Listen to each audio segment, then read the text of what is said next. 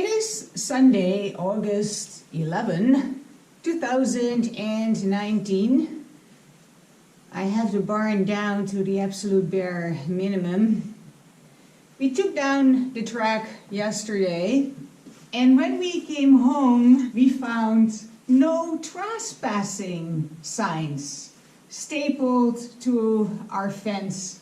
What it is a very passive, aggressive statement that says, do not be a witness to my neglect. I'll just casually hang a tail in front of it. Thank God Bodhi has such a bushy tail. Divide and conquer is an ancient technique. Bodhi tried it once. It didn't really work out that well for him. But that is Rob's strategy.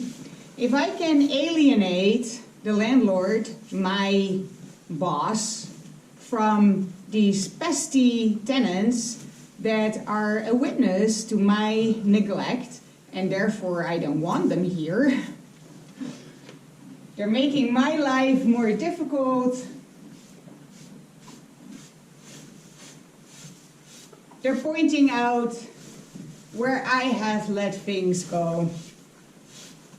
They're pointing out my attitude towards agreements that my boss makes with others, such as the Conservation Authority, such as tenants.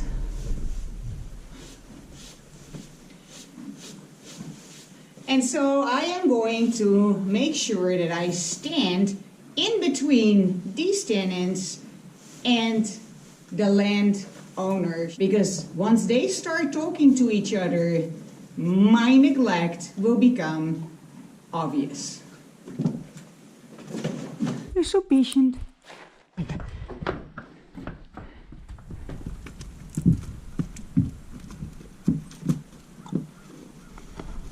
a good boy you are.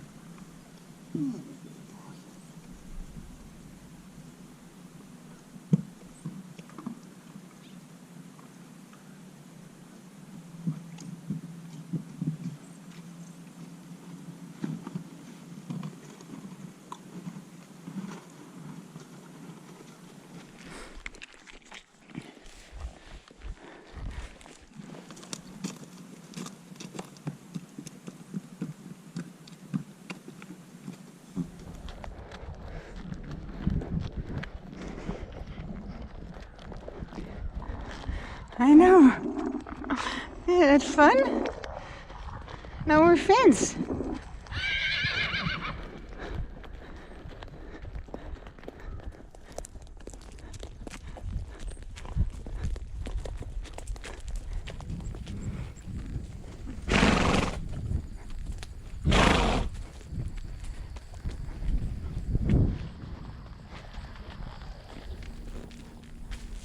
Oh, what a good boy. What a good boy.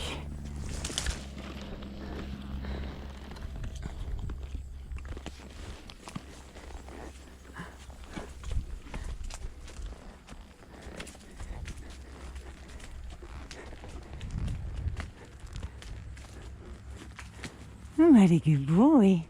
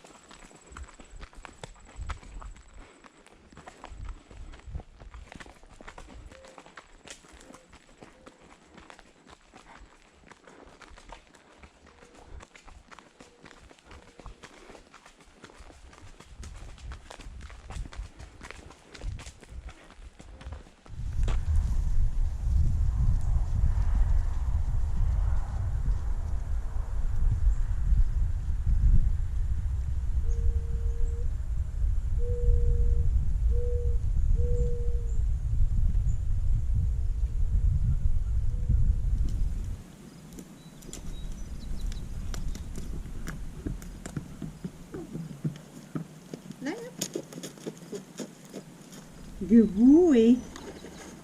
What a good boy. There. What a good boy. That was very good. Thank you, Bodhi. You've been very, very, very good.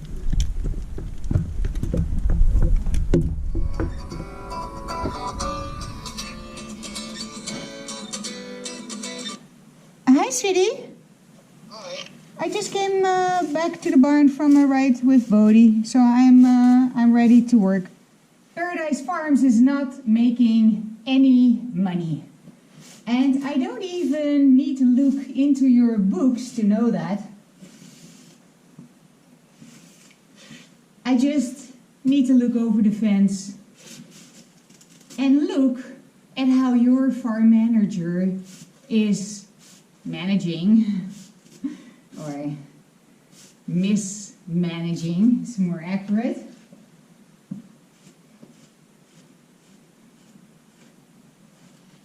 It doesn't have to be that way.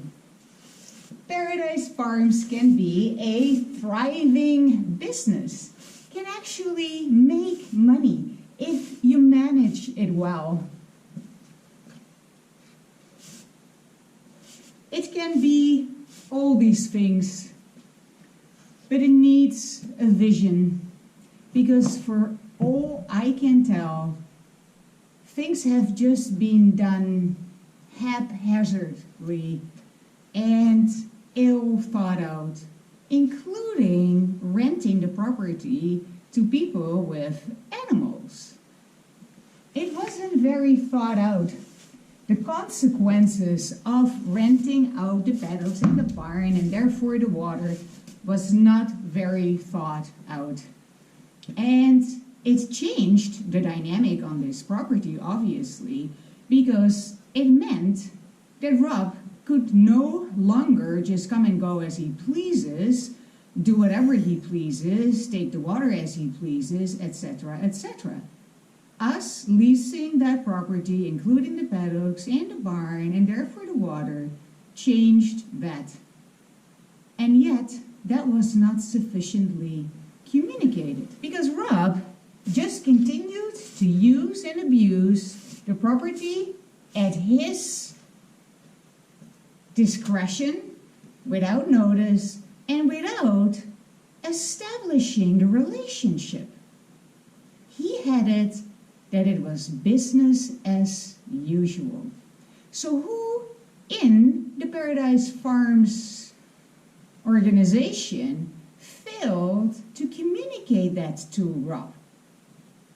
That actually we were now the ones that had a legal right to this property, a legal right to the barn, a legal right to the water in the barn, a legal right to the house, a legal right to the water coming out of the house. And we were doing him a favor. We were doing you, Shane the guy, a favor by allowing you to take that water. And what did he do in return? Nothing. Absolutely nothing but give us the finger.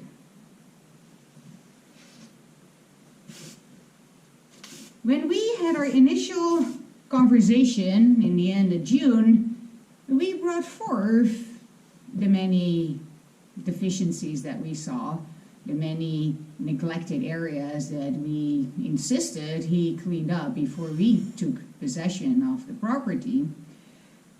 We also started a conversation around, like, let's work together. Let's make this work for everyone.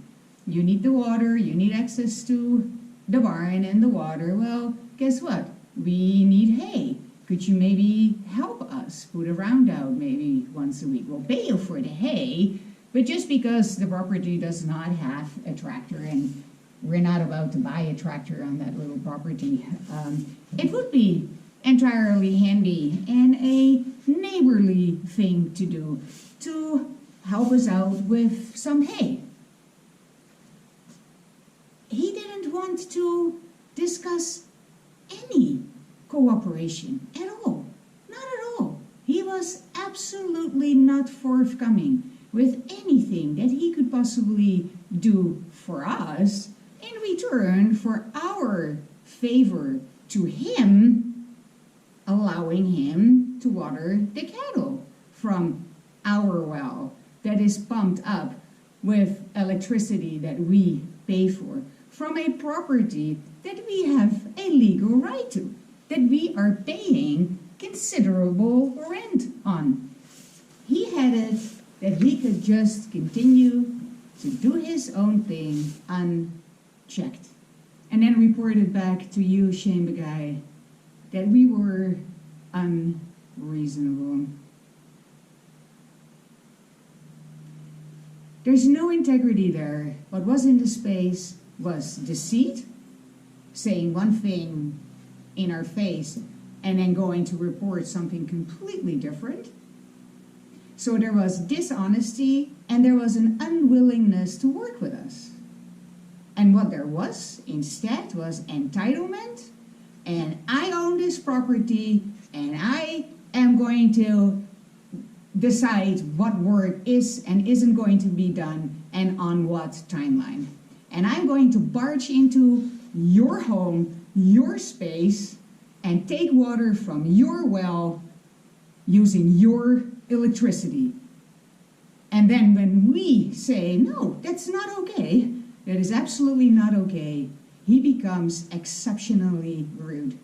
It is a story already, and it will be told. So what's the ending that you desire?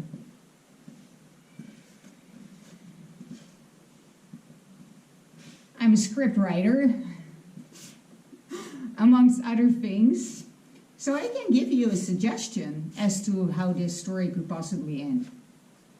This story could possibly end by coming together in truth, in Christ, acknowledging what is so, from a legal perspective, from a just simple ethical perspective, from a spiritual perspective. We can come together in truth and create heaven on earth.